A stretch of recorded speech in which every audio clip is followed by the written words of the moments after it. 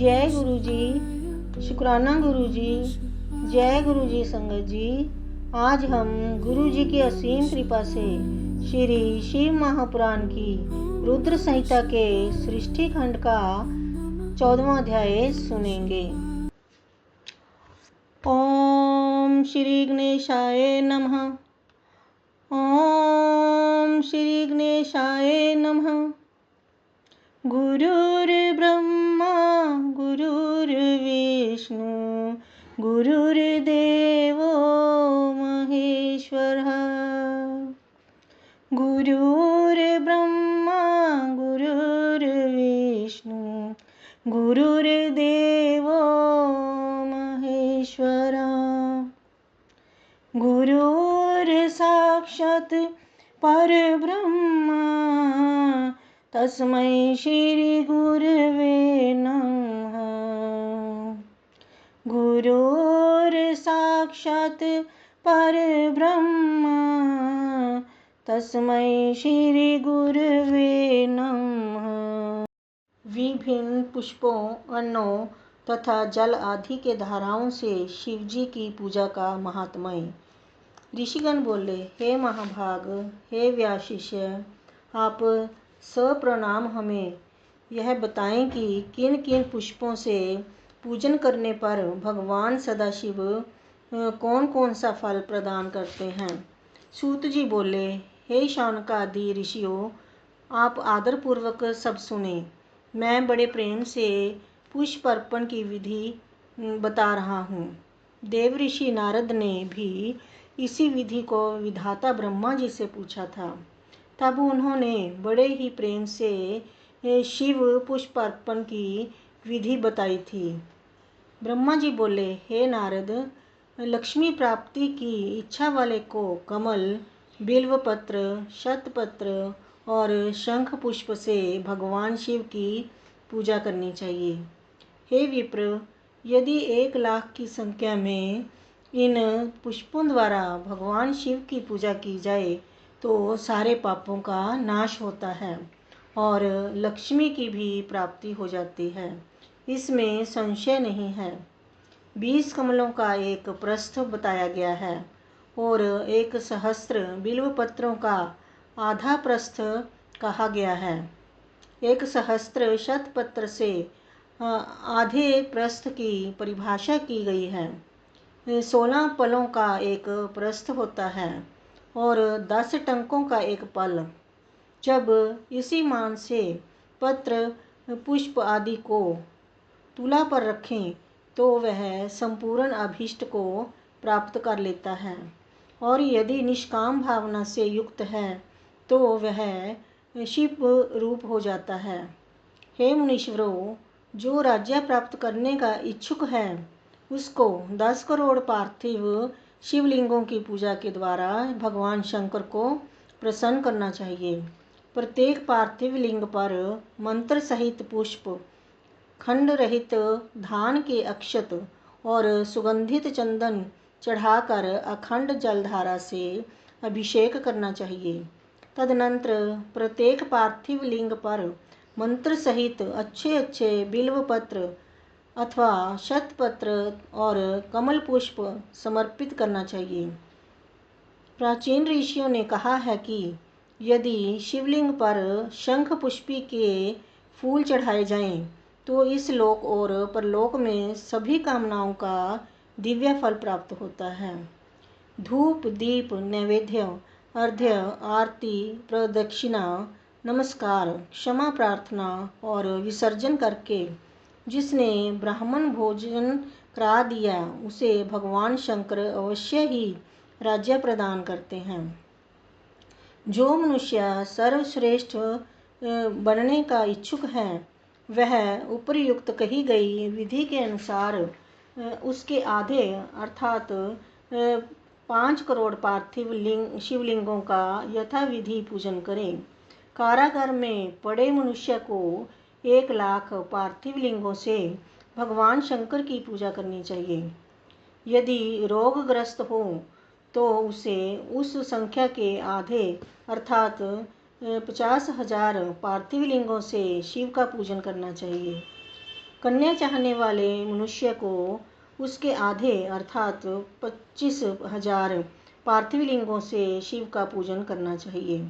जो विद्या प्राप्त करने की इच्छा रखता है उससे चाहिए कि वह उसके भी आधे पार्थिव लिंगों से शिव की अर्चना करे। जो वाणी का अभिलाषी हो उसे घी से शिव की पूजा करनी चाहिए।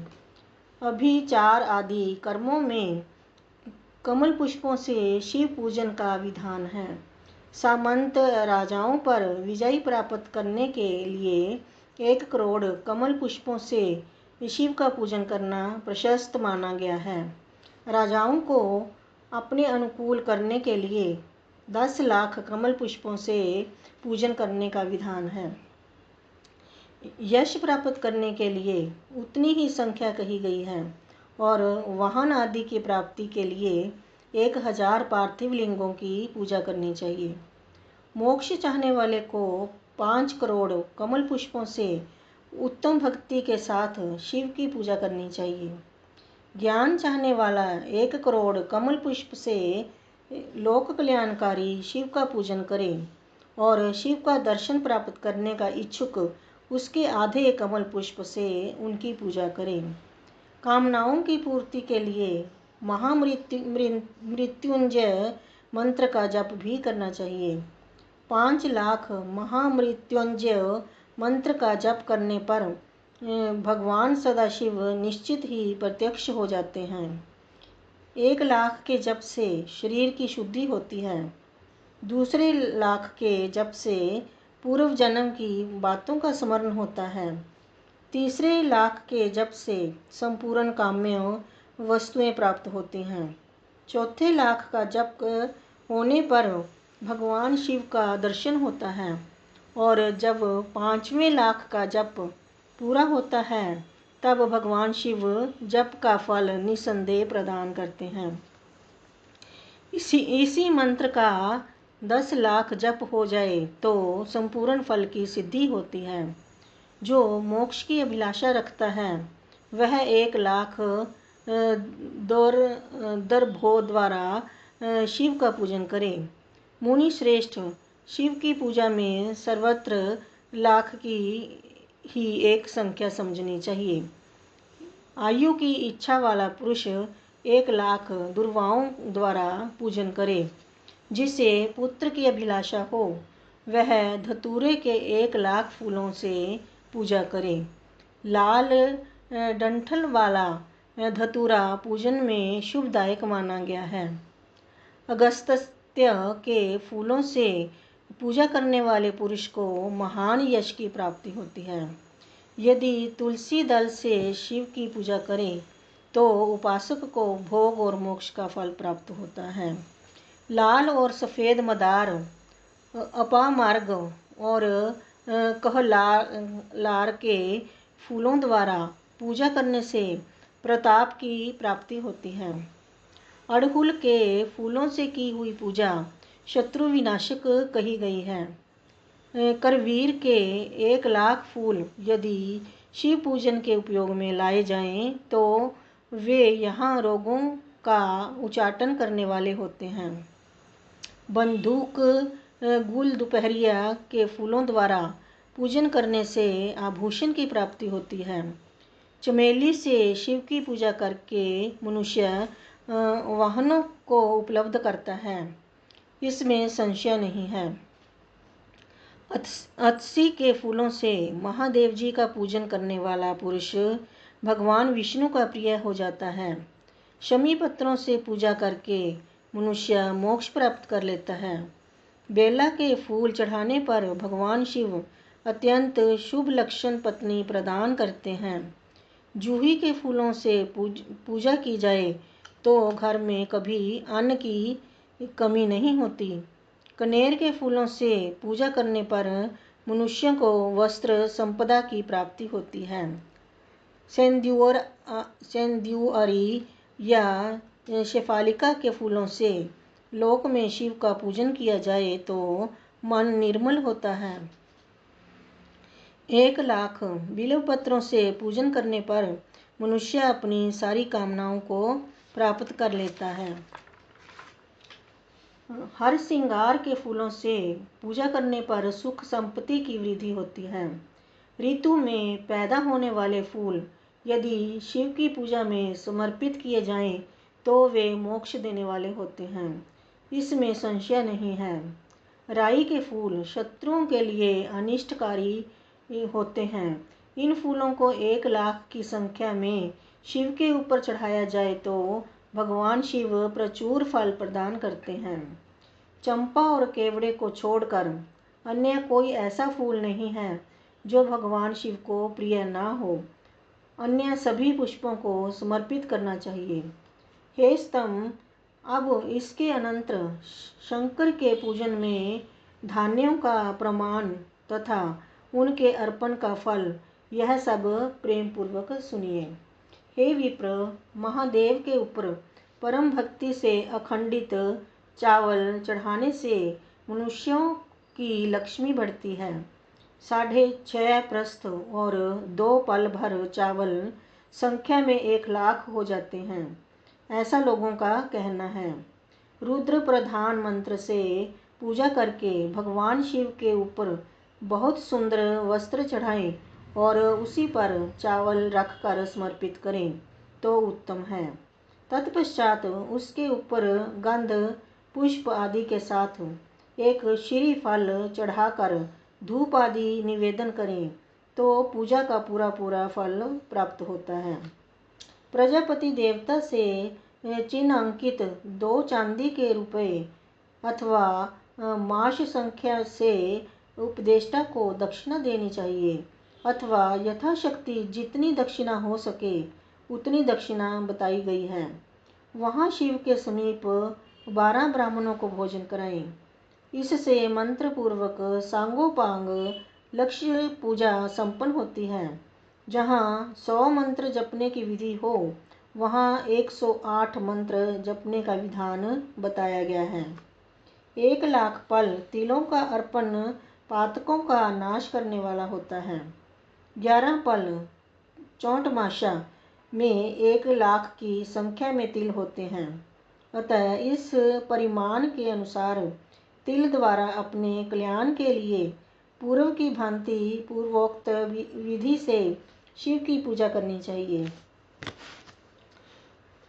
इस अवसर पर मनुष्य को ब्राह्मणों को भोजन कराना चाहिए। इससे महापातक जन्य दुख निश्चित ही दूर हो जाता है। इसी प्रकार 1,00,000 यव से भी की गई शिव की पूजा उत्तम कही गई है। 8.5 प्रस्थ और 2 पल 8.5 सेर 13 मासा यव प्राचीन परिमाण के अनुसार संख्या में 1,00,000 यव के बराबर होते हैं। मुनियों ने यव के द्वारा की गई पूजा को स्वर्ग का सुख प्रदान करने वाली बताया है। फल प्राप्ति के इच्छुक लोगों को यव पूजा करने के पश्चात ब्राह्मणों के लिए प्रजापति देवता के द्रव्यभूत चांदी के रुपए भी दक्षिणा रूप में देना चाहिए। गेहूं से भी की गई शिव पूजा प्रशस्त है। यदि 1,00,000 गेहूं से शिव की पूजा की जाए तो उसकी संतति की अभिवृद्धि होती है। विधानतः आधा द्रोण 8 सेर परिमाण में गेहूं की संख्या 1,00,000 होती है। शेष विधान विधि पूर्वक करने चाहिए। 1,00,000 मूंग से पूजन किए जाने पर भगवान शिव सुख देते हैं। 7.5 प्रस्थ और 2 पल 7.5 सेर 13 मासा भर मूंग संख्या में 1,00,000 होती है, ऐसा प्राचीन लोगों ने कहा है। इसमें 11 ब्राह्मणों को भोजन कराना चाहिए। प्रियंगु काकुन के द्वारा धर्माध्यक्ष परमात्मा शिव की पूजा करने पर धर्म, अर्थ और काम की अभिवृद्धि होती है। वह पूजा सभी सुखों को देने वाली है। प्राचीन लोगों ने कहा है कि एक प्रस्थ में 1,00,000 प्रियंगु होते हैं। इसके अनंतर 12 ब्राह्मणों को भोजन कराना बताया गया है। राई से की गई शिव पूजा शत्रु विनाशक कही गई है। 20 पल 30 माशा भर सरसों के 1 लाख दाने हो जाते हैं। उन 1 लाख सरसों के दानों से की गई शिव की पूजा निश्चित ही शत्रु के लिए घातक होती है। ऐसा कहा गया है। अरहर की पत्तियों से शिव जी को सुशोभित करके उनका पूजन करना चाहिए। शिव की पूजा करने के पश्चात 1 गौ और 1 बैल का दान करना चाहिए। मरीची काली मिर्च से की गई शिव की पूजा शत्रु का नाश करने वाली बताई गई है।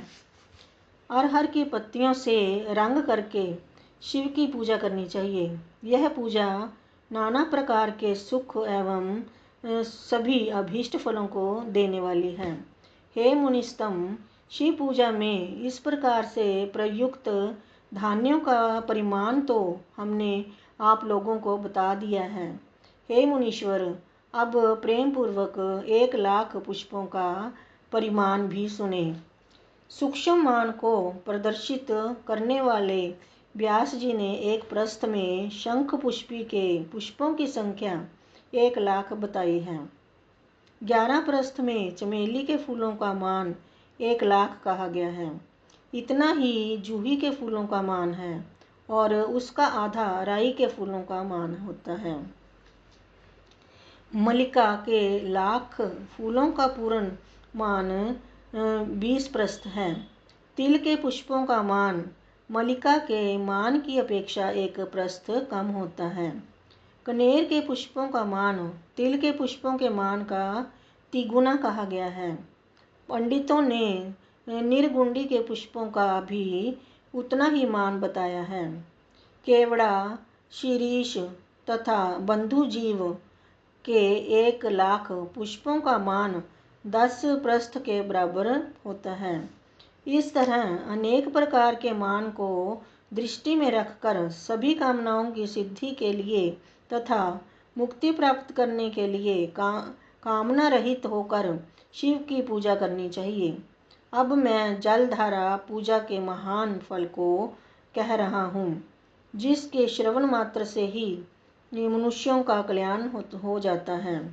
भक्ति पूर्वक सदाशिव की विधिवत पूजा करने के पश्चात उन्हें जलधारा समर्पित करें। सनिपात आदि ज्वर में होने वाले प्रलाप की शांति के लिए भगवान शिव को दी जाने वाली कल्याणकारी जलधारा शतरुद्रीय मंत्र से, 11 रुद्र से, रुद्र मंत्रों के जप से, पुरुष सूक्त से, 6 ऋचा वाले रुद्र सूक्त से, महामृत्युंजय मंत्र से, गायत्री मंत्र से अथवा शिव के शास्त्रोक्त नामों के आदि में प्रणव और अंत में नमः पद जोड़कर बने हुए मंत्रों द्वारा अर्पित करनी चाहिए।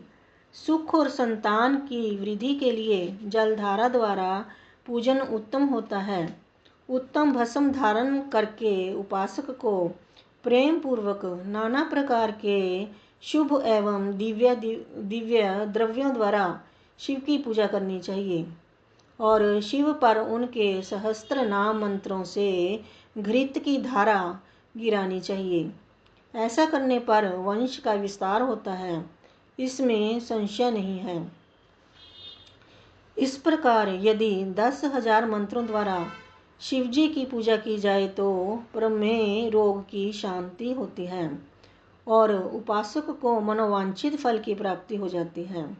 यदि कोई नपुंसकता को प्राप्त हो तो वह घी से शिवजी की भली भांति पूजा करे। इसके पश्चात ब्राह्मणों को भोजन कराए। साथ ही उसके लिए मुनीश्वरों ने प्राजापत्य व्रत का विधान भी किया है। यदि बुद्धि जड़ हो जाए तो उस अवस्था में पूजक को केवल शर्करा मिश्रित दुग्ध की धारा चढ़ानी चाहिए। ऐसा करने पर उसकी बृहस्पति के समान उत्तम बुद्धि हो जाती है। जब तक 10,000 मंत्र ना हो जाएं, तब तक दुग्ध धारा द्वारा भगवान शिव का पूजन करते रहना चाहिए। जब शरीर में अकारण ही उचाटन होने लगे, जी उचट जाए, जहाँ कहीं भी प्रेम ना रहे, दुख बढ़ जाए और अपने घर में सदा कलह होने लगे, तब पूर्वोक्त रूप से दूध की धारा चढ़ाने से सारा दुख नष्ट हो जाता है।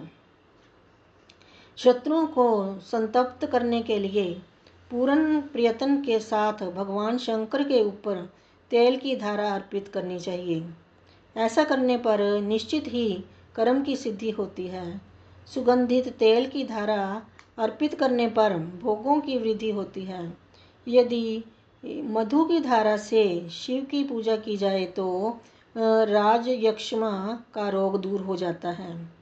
शिवजी के ऊपर ईख की रस के धारा चढ़ाई जाए तो वह भी संपूर्ण आनंद की प्राप्ति कराने वाली होती है। गंगा जल की धारा तो भोग और मोक्ष दोनों फलों को देने वाली है। ये सब जो धाराएं बताई गई हैं, इन सब को मृत्युंजय मंत्र से चढ़ाना चाहिए। उससे भी उक्त मंत्र का विधानतः 10,000 जप करना चाहिए और 11 ब्राह्मणों को भोजन कराना चाहिए। हे मुनीश्वर, जो आपने पूछा था वह सब मैंने आपको बता दिया। संसार में सदाशिव की यह पूजा समस्त कामनाओं को पूर्ण करने में समर्थ और सफल है। भक्ति पूर्वक यथाविधि स्कंद और उमा के सहित भगवान शंभु की पूजा करके भक्त जो फल प्राप्त करता है, उसे जैसा सुना है वैसा ही कह रहा हूँ। वह इस लोक में पुत्र पौत्र आदि के साथ समस्त सुखों का उपभोग करके अंत में सभी सुखों को देने वाले शिवलोक को जाता है। वह भक्त वहाँ करोड़ों सूर्य के समान देदीप्यमान तथा सभी कामनाओं को पूर्ण करने वाले विमानों पर गान वाद्य यंत्रों से युक्त रुद्र कन्याओं से घिरकर बैठे हुए शिव रूप में प्रलय पर्यंत क्रीड़ा करता है। तदनंतर अविनाशी परम ज्ञान को प्राप्त करके मोक्ष को पा लेता है। इस प्रकार श्री शिव महापुराण के अंतर्गत द्वितीय रुद्र संहिता के प्रथम खंड में सृष्टि उपाख्यान में शिव पूजन वर्णन नामक 14वां अध्याय पूर्ण हुआ। जय गुरु जी। ओम नमः शिवाय। शिव जी सदा सहाय। ओम नमः शिवाय। गुरु जी सदा सहाय। जय गुरु जी।